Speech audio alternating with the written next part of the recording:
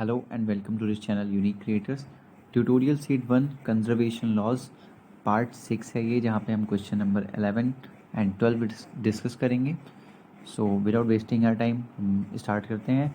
और मेरे चैनल पे एक एयरलेस यूपीएससी प्रीलिम्स पीवाईक्यूज़ की सीट चल रही है, जहाँ पे मैं ईयर वाइज और नीचे टाइटल में मैं टॉपिक भी दे देता हूँ. एंशिएंट हिस्ट्री है, मेडिवल हिस्ट्री है, कुछ भी है जो भी, तो वो बहुत ही अच्छी तरीके से कवर कर रहा हूँ. अगर आपको इंटरेस्ट है आप देख सकते हो.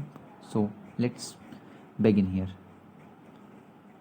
सो क्वेश्चन है यहाँ पे, if a particle of mass m is in a central force field, okay, then so that its path must be a plane curve where r cap is a unit vector in the direction of position vector r.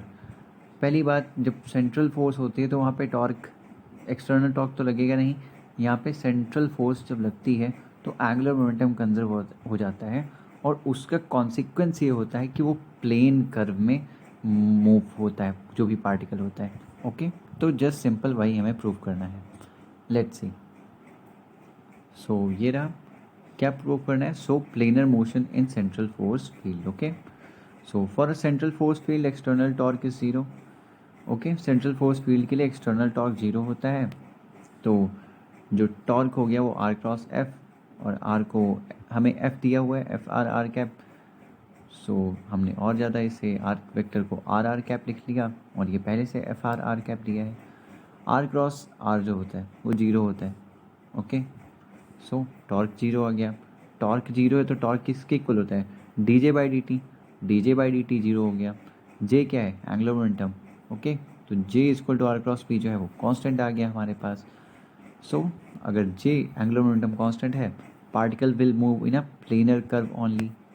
So central force field follows the law of conservation of angular momentum. So ये easy था, prove कर दिया.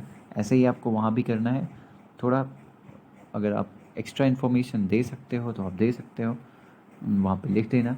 क्योंकि यहाँ पे आपको जब भी क्वेश्चन आएगा तो सेंट्रल फोर्स फील्ड आपको पहले डिस्क्राइब करनी है, उसके बाद अपना क्वेश्चन करना होगा. ओके, जस्ट आपको सिंपली ये नहीं कि जो भी दिया हुआ है सीधा आपने प्रूव कर दिया. क्वेश्चन की डिमांड को समझिएगा वहाँ पे, क्योंकि वो बहुत इंपॉर्टेंट है. अगर कोई चीज़ के बारे में भी डिस्कशन किया हुआ है, डायरेक्ट मत लिखो. अगर आपको लग रहा है स्पेस आपके पास है, तो जो भी चीज़ के बारे में पूछा है आप उतने में डिस्क्राइब करो उसे. Okay, so let's move to next question. Again ये भी बहुत इजी क्वेश्चन है. A block of mass m having negligible dimension is sliding freely in x direction with velocity vi cap. ये कोई ब्लॉक है मास m का जो vi cap x डायरेक्शन में vi cap वेलोसिटी से मूव कर रहा है, जो कि डायग्राम में दिया है. What is it's angular momentum LO about origin O. Origin के अबाउट इसका एंगुलर मोमेंटम क्या होगा, and it's angular momentum LA about the point A on y axis.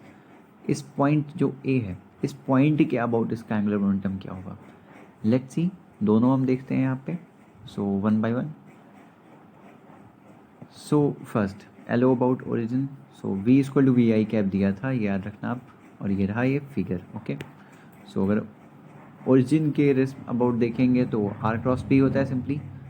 R हमें पता है कितना होगा, XI कैप, क्योंकि यहाँ से यहाँ की दूरी कितनी हमने x मान ली, सिंपली मान सकते हैं उतना. ओके, सो XI cap into MVI cap. अब I कैप तो क्रॉस में जीरो होता है, सो ये जीरो आ गया, तो मतलब कि एंगुलर मोमेंटम जीरो है. अब देखते हैं, ये हमारा दिया हुआ है x डायरेक्शन में, ये कंपोनेंट वाइज देख रहे हैं. ओके, A पॉइंट के अबाउट. सो जो x कंपोनेंट होगा LAX, वो क्या होगा, XI cap into MVI cap. Again same है zero, but what about y component, ये जीरो नहीं होगा. YJ कैप क्रॉस होगा यहाँ पे. Okay, in cross MVI cap. J cap cross I cap क्या होता है, माइनस K कैप. ओके, और ये डिस्टेंस भी गिवन थी वहाँ पे, L होती है, L गिवन है वहाँ पे. तो सिंपली y की जगह हम L पुट कर देंगे, माइनस MVL K कैप हमारा आ गया एंगुलर मोमेंटम.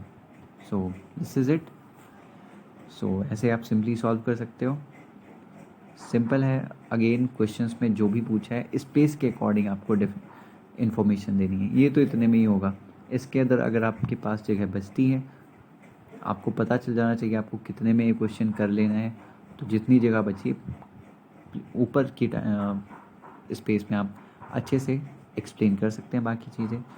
सो अगर आपको वीडियो चाहिए कि कैसे आंसर राइटिंग करते हैं यूपीएससी में फिज़िक्स ऑप्शनल के लिए, तो अच्छे से वीडियो सब्सक्राइब करते रहिए और चैनल की रीच बढ़ाते रहिए।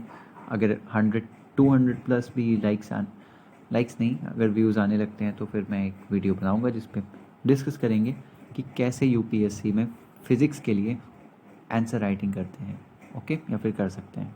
कई ट्रिक्स बता सकता हूँ आपको। So take care, bye bye.